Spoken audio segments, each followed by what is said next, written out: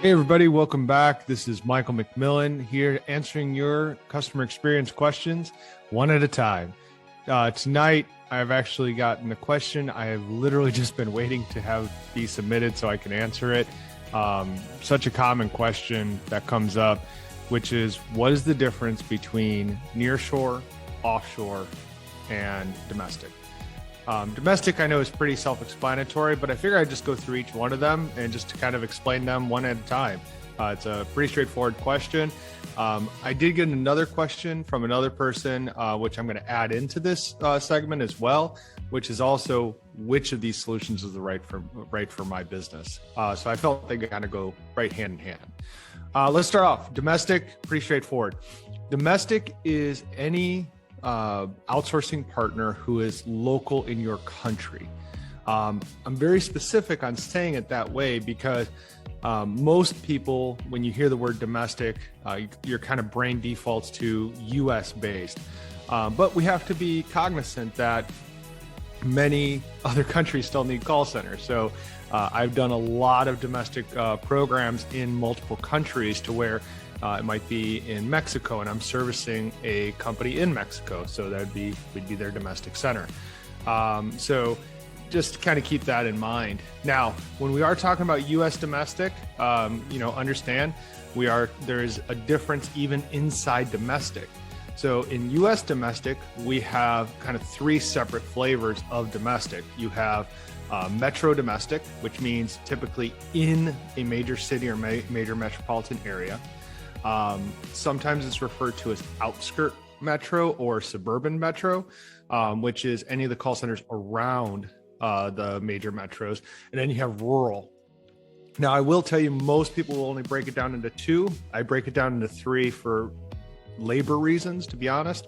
But it is important to note which of the areas your domestic center is that you're talking to, because if they're in a downtown metro area and especially a major metro area, their labor rates can be a lot higher. So typically that also means your billable rate is going to be a lot greater. So something just to pay attention to. Rural domestic is definitely where you're going to get your most least expensive labor rates out of. Typically you have a better opportunity to get larger teams into those centers as well. I've ran both.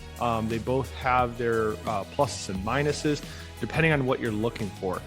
Major metros or metro call centers or even suburban call centers, very good at getting very good talent, very highly educated talent, really good for college area as well. You can typically draw a lot of college.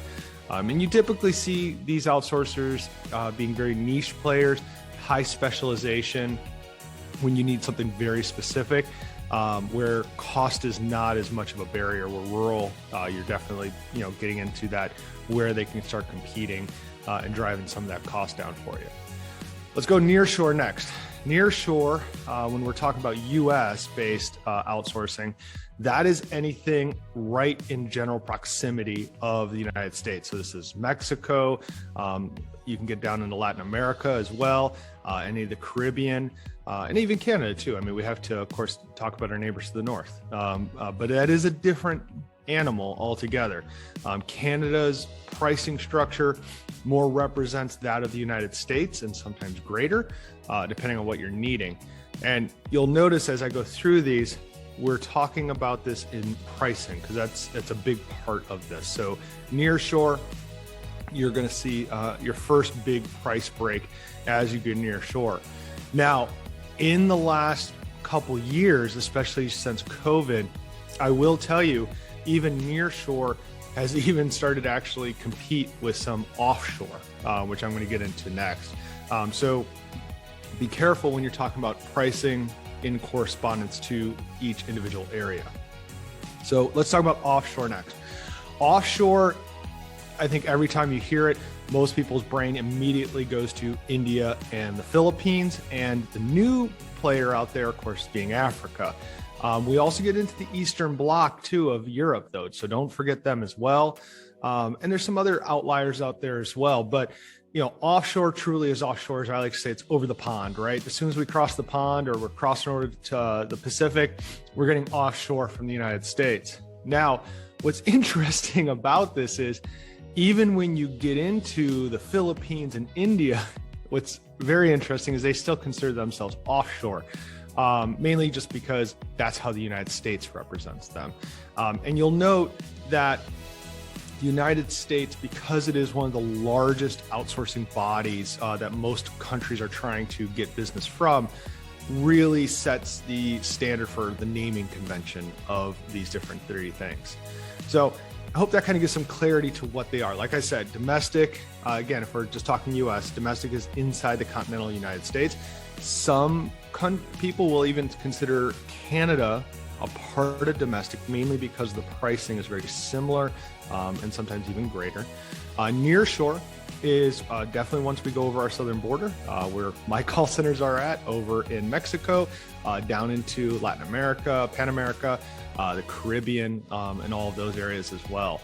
And then offshore is everything over the ocean, right? So Philippines, India, Africa, Eastern Bloc, and of course, Europe as well. The reason I don't mention so much of Western Europe is because, again, we're getting into pricing structures that, again, are similar and or higher in some cases than domestic. So we consider that very differently. That's Europe. So just understand that's its own animal once you get into Europe over there, mostly Western Europe, just because, again, it has to do a lot to do with pricing structure.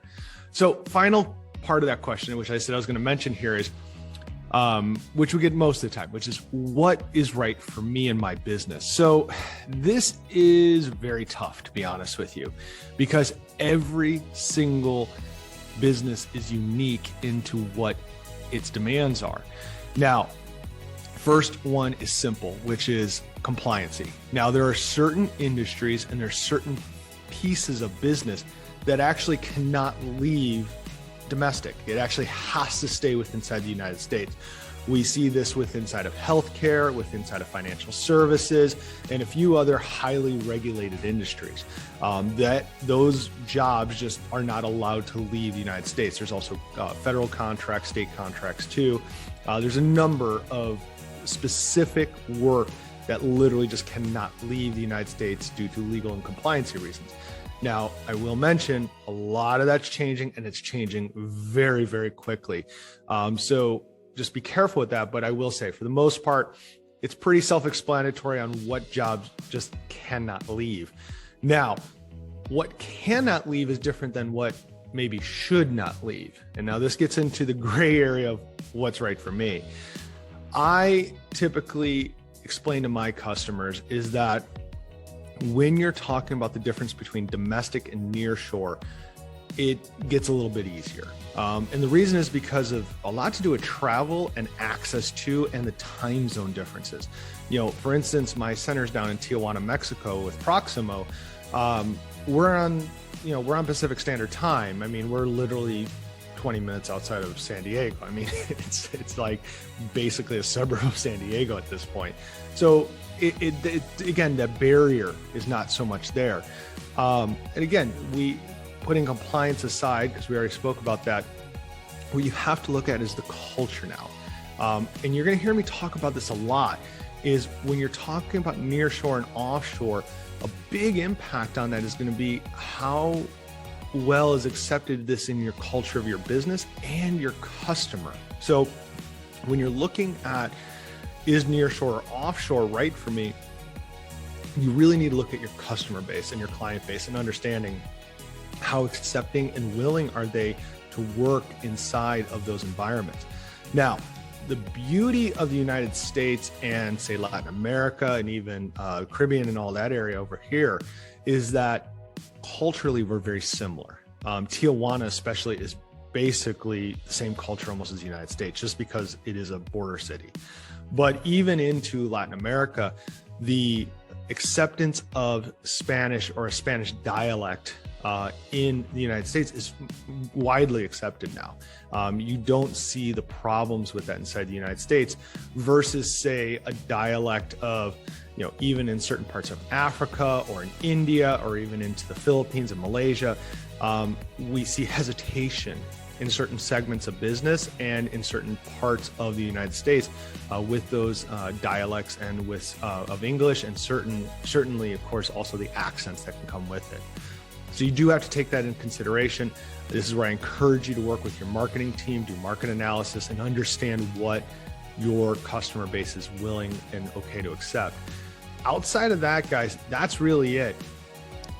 There is also, of course, the understanding too is what is the revenue tied to this too. So I will maybe add that additional component here, which is if you're talking about working inside of a sale environment or a customer success environment, especially in technology, where your customers could be spending hundreds or thousands or millions of dollars with your business, understand you have the revenue to support then potentially a domestic-based solution. But maybe you want to, or you need to increase your profitability. That's where you go nearshore. And you could potentially go offshore as well, if you have the ability to handle the training componentry to it. And that's the thing that many companies miss, is training is far and beyond the greatest demand on any company in an outsourcing solution. It can't be understated. And plus too, you have to remember, in any partner you're selecting, you do need to travel there. Not going to your centers and not having physical presence at those centers, it's just you're setting yourself up for not good situation. Once they can put a face and a body to a company, it makes you much more real. And I know during these COVID times, it's not been as possible, and we're using things like Zoom and whatever to do this. But I will just stress to you, especially with travel opening, we're watching it already. I mean, my goodness, I travel every week, and I will tell you the airports are packed with business travelers again. And the reason is because they know they have to get back out. So keep those things in mind, training and travel. Those are the two T's that I always repeat to my customer a lot, of when you are making these selections, you gotta put those pieces into play here, because if you don't, you can end up missing a big part of your costing as you're doing your estimates. Because I'll tell you, buying a ticket, because I buy them all the time, buying a ticket to, say, India or the Philippines is much different than buying a ticket to San Diego and driving over to Tijuana, or even buying a ticket to Mexico City or wherever you're going to. It's the costing is significantly different, and the time commitment for your staff is, again, significantly different. So I hope that helps you guys out understanding the difference between the big three, right? So domestic, nearshore, offshore. As I said, a lot of it has to do with, yes, physical location and presence, but most of it is componentry is around cost and the pricing of how the hourly rates work with those different teams. And then secondarily, what is going to be right for your business? This is a very personal question. I'm happy to have you talk with our team and really discuss it further. You know what? We have consulted literally thousands of companies on this exact solution. And there's just certain companies we engage with who we tell them, it's like, listen, you need to stay domestic, or nearshore will be good for you, or offshore will work. It's now you can make options.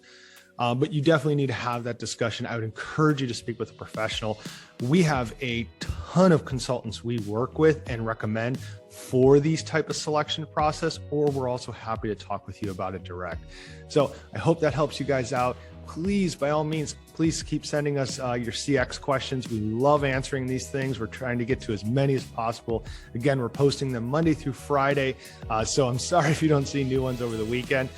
You can go to CX Speak, so CXSpeak.com, and you'll see a place in there where it says videos, and you can ask Mike a question. Please go in there and post them. I love getting these questions from you guys. I'm enjoying doing these videos. And then also too, if you are looking for a nearshore provider, or again, just to have some discussions, visit us at proximocx.com. We'd love a chance to chat with you and teach you a little bit more and help educate you more about what opportunities are available to you domestically, nearshore, or offshore. Thank you so much, guys. Have a great night.